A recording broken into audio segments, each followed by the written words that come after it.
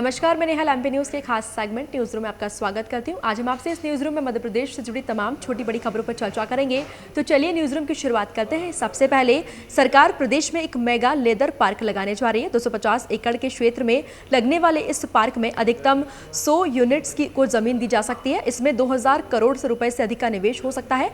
संभावना है कि इससे करीब 2000 प्रत्यक्ष और अप्रत्यक्ष रोजगार आएंगे। सरकार ने पार्क के लिए देवास जिले के मक्सी के पास पीपलिया, ग्वालियर के बानमोर औद्योगिक क्षेत्र के पास सीतापुर गांव में जमीन देखी है और तीसरे विकल्प के रूप में रतलाम के पास भी कोई जगह तलाशी जा रही है। और उल्लेखनीय है कि केंद्र सरकार लेदर पार्क के लिए विशेष इंसेंटिव स्कीम लेकर आई है और इसके तहत बड़े लेदर पार्क को इंफ्रास्ट्रक्चर विकास के लिए अधिकतम 120 करोड़ रुपए की केंद्रीय मदद भी दी जाएगी और राज्य सरकार ने इसके लिए अपना औपचारिक प्रस्ताव तैयार कर लिया है।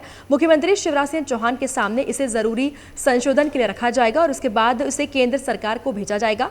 विभागीय सूत्रों के अनुसार राज्य सरकार ने टेक्सटाइल पॉलिसी की तर्ज पर एक बेहतर उदार उद्योग और लेदर पॉलिसी बनाई है और इस समय ज़्यादातर लेदर कंपनियां उत्तर प्रदेश और तमिलनाडु में ही हैं और 2 राज्यों में ही हैं और इसकी तुलना में मध्य प्रदेश मध्य में होने के कारण आयात निर्यात बेहतर ढंग से हो सकता है और साथ ही प्रदेश में मुनाफे के साथ ही रोजगार के अवसर भी आएंगे। बात करें अगली खबर की, जहां इंदौर शहर के 296 निजी स्कूलों के 1 लाख से अधिक विद्यार्थियों को शिक्षा विभाग के अधिकारियों की लापरवाही का खामियाजा उठाना पड़ेगा और जिले के 1803 निजी स्कूलों ने नर्सरी से 8वीं के नवीनीकरण के लिए आवेदन दिया था और शिक्षा विभाग ने किसी भी स्कूल के आवेदन को अस्वीकृत नहीं किया। वहीं 296 स्कूलों का नवीनीकरण लंबित रह गया और नवीनीकरण की तारीख समाप्त होने के बाद इन स्कूलों की मान्यता खत्म हो गई। विभाग ने अब तक उन्हें किसी भी प्रकार की जानकारी नहीं दी है और जिसके चलते स्कूल अभी भी चल रहे हैं। अब डीईओ ने आदेश निकाल दिया है कि जिन स्कूलों की मान्यता समाप्त हो गई है उन स्कूलों के विद्यार्थियों को सरकारी स्कूल में भर्ती किया जाए। बात करें अगली खबर की, जो बालाघाट में पंचायत चुनाव में सर्चिंग के दौरान हॉक फोर्स की नक्सलियों के साथ मुठभेड़ के मामले में बड़ा खुलासा हुआ है और पुलिस पार्टी नक्सलियों के करीब पहुंच चुकी है। मुठभेड़ में नक्सली घायल हो गए थे और उन्होंने गांव में जाकर अपना इलाज कराया था। साथ ही उनके लोकेशन का भी पता चल गया है। ऐसे में पुख्ता इनपुट मिलने के बाद छत्तीसगढ़ से लगे सीमावर्ती इलाकों में सर्चिंग बढ़ा दी गई है। सूत्रों का दावा है कि जल्द ही एमपी पुलिस नक्सलियों के खिलाफ बड़ी कार्रवाई कर सकती है। चुनाव संपन्न कराने के लिए हॉक फोर्स और स्थानीय पुलिस की टीम लगातार सर्चिंग अभियान चला रही थी और इस अभियान के तहत लांजी क्षेत्र के देवरबेली पुलिस चौकी अंतर्गत देराहेडी के जंगल में हॉक फोर्स की नक्सलियों की से मुठभेड़ हुई थी और जिसमें 12 नक्सली घने जंगल में भाग गए थे और इस रिपोर्ट के आधार पर हॉक फोर्स और स्थानीय पुलिस नक्सलियों के ठिकाने के करीब पहुंच चुकी है और जल्द ही इस मामले में पुलिस फोर्स नक्सलियों के खिलाफ बड़ी कार्रवाई कर सकती है।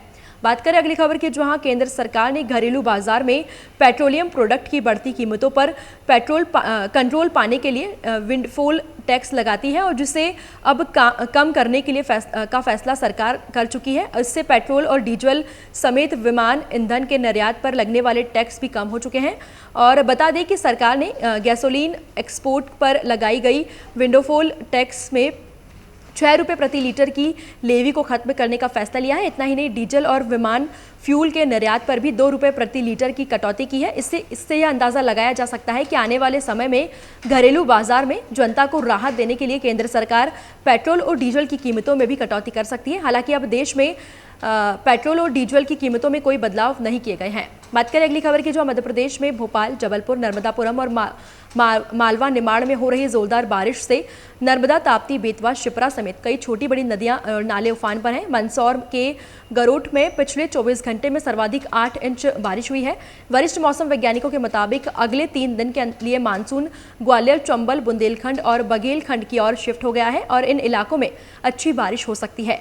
आज से 22 जुलाई तक भोपाल, इंदौर और जबलपुर में गरज चमक के साथ हल्की बारिश हो सकती है। मौसम विभाग के अनुसार लो प्रेशर एरिया कमजोर होकर चक्रवाती गतिविधियों में बदल गया है और वर्तमान में पश्चिम मध्य प्रदेश के ऊपर चक्रवात सक्रिय है। अन्य चक्रवातीय गतिविधियां दक्षिण झारखंड के ऊपर सक्रिय है। अभी तक सबसे कम बारिश जो है वो ग्वालियर, चंबल, बुंदेलखंड और बघेलखंड में सबसे कम बारिश हुई है। फिलहाल अभी के लिए इतना ही और भी खबरों के लिए देखते रहिए एमपी न्यूज। एमपी की नब्ज, एमपी का हाल, मध्य प्रदेश की हर खबर एमपी न्यूज टीवी के साथ। लगातार खबरों के लिए सब्सक्राइब करें हमारा YouTube channel MP news TV. Latest updates के लिए बेल आइकन दबाना जरा भी न भूलें।